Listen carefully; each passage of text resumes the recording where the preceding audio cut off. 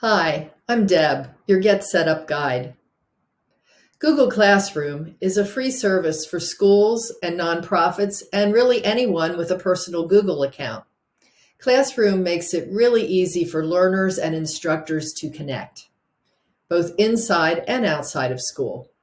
Classroom saves time and paper, and it makes it really easy to create classes and distribute assignments, communicate, and stay organized. In this class, you'll get a tour of Google Classroom, designed to help you feel comfortable exploring the tool and experimenting with creating your own classroom organization.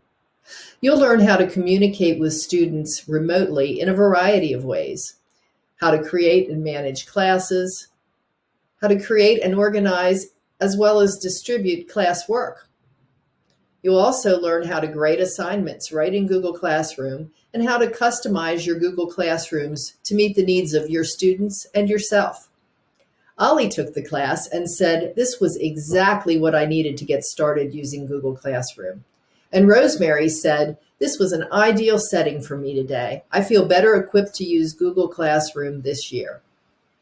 So if you're brand new to Google Classroom, or you're looking for a refresher or to discover some features you might not have known about, join me for this session. Be part of our lifelong learning community.